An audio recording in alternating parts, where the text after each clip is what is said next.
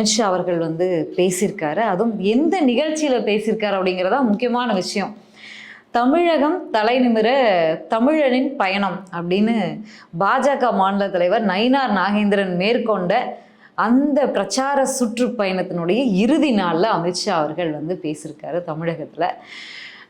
அந்த சுற்றுப்பயணத்தை பற்றி முதல்ல நீங்கள் என்ன நினைக்கிறீங்க? தமிழன் வந்து தலை நிமிர வேண்டும் என்று சொன்னால் பாஜக இல்லாத ஒரு சூழல் தான் இங்க தமிழ்நாட்டில் வந்து அவங்க தலை நிமிர்வதற்கு ஒரே வாய்ப்பு. ஏன்னா ஆட்சி அதிகாரத்துல 11 ஆண்டு காலமாக இந்த முறை இருக்கிறாங்க. வாஜ்பாய் காலத்திலே கூட அவர்கள் 13 மாசமும் திரும்ப வந்து 13 நாளும் ஒரு நிலையற்ற ஆட்சியை தான் அவர்களால் ஆட்சி செய்ய முடியும். இந்த முறைதான் மிக நீண்ட பயணம்.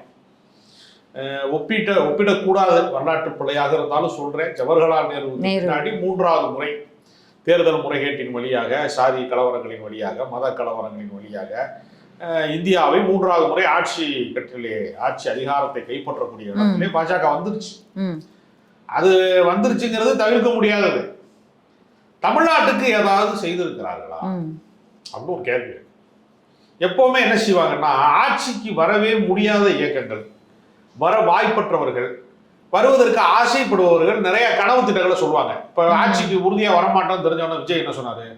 எல்லாருக்கும் வீடு, எல்லாருக்கும் காரு, எல்லாருக்கும் தனி விமானம்னு மட்டும் அவர் சொல்லல. அவர் வாங்கிட்டாரு தனி. அவர் தனி விமானத்துல போறாரு, வாங்கல, வாடகைக்கு எடுத்துட்டு தான் போறாரு. தனி விமானத்துல அவர் போறாரு. ஏன் இஷ்டத்துக்கு அடிச்சு விடுறதுதானே அப்படின்னு அவர் பேசுறாரு.